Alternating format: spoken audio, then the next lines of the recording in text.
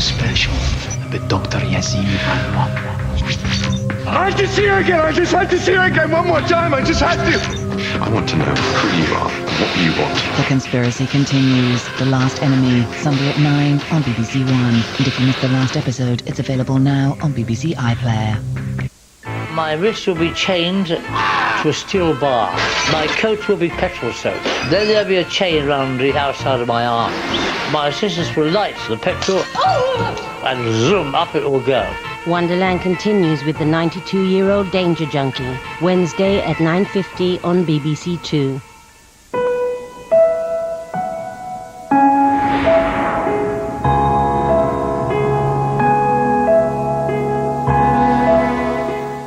This is BBC Two, handing now to BBC News 24.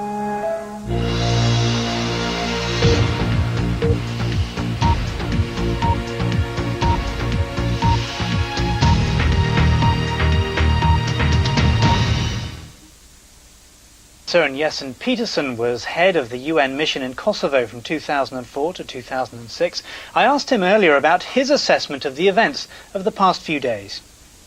I hope that they will stop making these fairly inflammatory statements. You had a minister the other day when he described the burning of some of the border posts between Kosovo and Serbia. He said it may not be nice, but it's legitimate. These are the kind of statements which are very irresponsible, and the sooner they stop, the sooner we have a chance to hope that this will settle down eventually.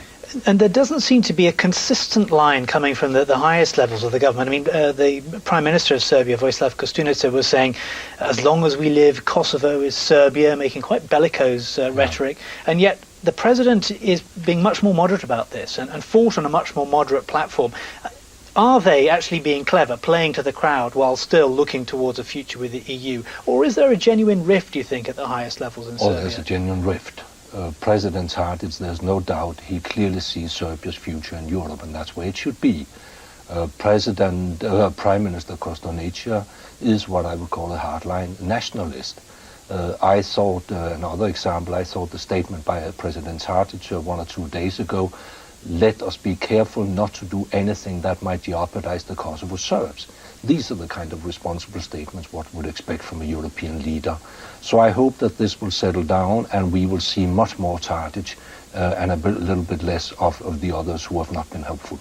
And certainly the opinion polls suggest that the majority of Serbs believe that in many ways Kosovo is a lost cause. The future is with the EU. Kosovo is not worth fighting for in the way that, of course, they would have maybe tried to do a few years ago. So does that suggest that actually this has been an inevitability, and now many Serbs are able to say, well, thank goodness that's out of the way, now we can move on? I think it is very important that Serbia now considers this out of the way and indeed moves on. There's no doubt that Serbia has been held back by its extreme focus, I would say, on Kosovo, very slow economic, social reforms, even democratic reforms. They need to catch up. The region needs a normal Serbia and Europe. And most importantly, the people in Serbia would like to live a normal life. The Russians seem almost keen to make this into a fight. They seem to be wanting to take on the other permanent members of the United Nations, for example. They've also made very bellicose statements about perhaps even thinking about resorting to military action to defend the people of Serbia. Really very strong statements. What capacity, though, does Russia really have to make trouble now? Isn't it a fait accompli that Russia has to simply accept? Well, it is certainly a fait accompli, and Russia knows that very well. The statements made, I understand it was made by the ambassador to NATO, the Russian ambassador. He is well known for being that kind of a person. I mean, it's of course completely irresponsible. I don't think that Russia really intends to cause further problems in that region. What else may happen? I mean, what would be the casualties of this very tense sort of situation between the West and Russia? I do not know. But again, I think Russian leaders should show some responsibility. Well, that was Søren Jessen-Petersen, the former UN mission head in Kosovo, talking to me a little earlier. Now, virtual fence technology will be used in the fight against illegal immigration along the United States' southern border with Mexico. The US government said the cameras and radar had already helped catch smugglers and would be employed elsewhere. For years now, the Bush administration has relied on a physical wall along the US-Mexico border to keep out illegal immigrants. New technology will change all that. Border security is going virtual. A $20 million virtual fence will be constructed along many parts of the border. Rather than concrete and barbed wire acting as a physical barrier, sensors and towers armed with high-tech cameras will be used instead. According to US officials, trials in the state of Arizona have already been successful.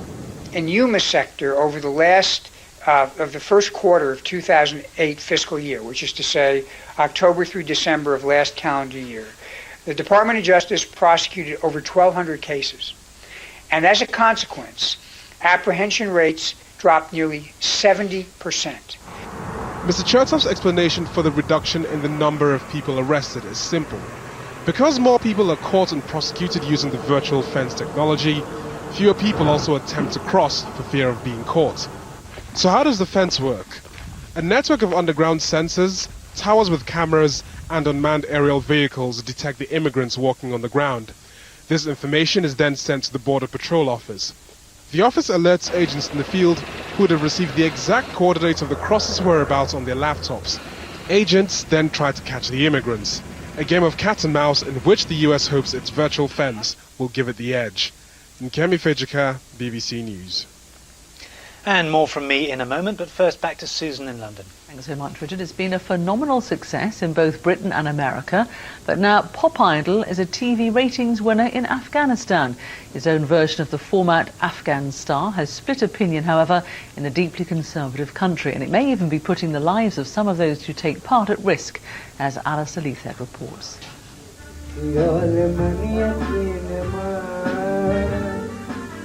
Fine-tuning a song he hopes will win over the nation for another week at least.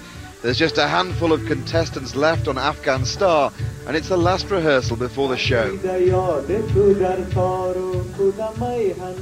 All but one of the wannabes are men, but then so are most of the country's most famous singers, and the ones who phone in to vote.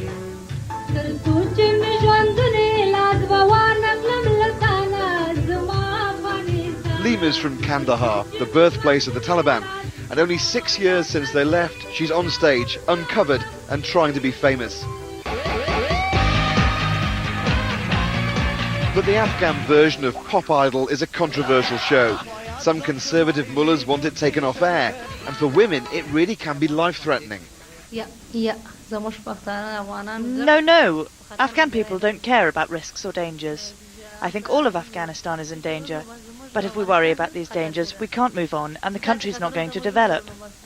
But security is still tight for the studio audience coming to this week's recording.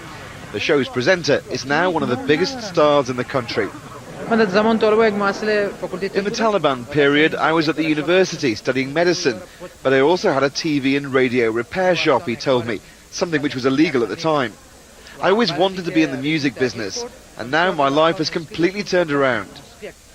But there are plenty of reminders the country hasn't made that transition just yet, even if there is an infectious optimism from youngsters in the crowd. The young generation that before the decades of war, they could not show their something they had. They could not show something. And now all the young generation can show their talent. During the Taliban, did you think this would ever happen? No. It was impossible. We weren't even allowed to play music in our houses. And look at them now. There's a real energy around something as simple as a TV programme. Afghan Star is by a long way the most popular show on television here. It just shows how far this country has come in the 6 years since the overthrow of the Taliban. But there is a lot of controversy surrounding the programme. It'll be a long time before this becomes normal in what is a very conservative and traditional society. Alistair Leathed, BBC News, Kabul. Well, we've been asking for your views on what's next for the people of Kosovo and whether a stable, independent Kosovo will be able to exist in the future. Here are some of your latest thoughts posted on the BBC website. Simon in New York says, as a landlocked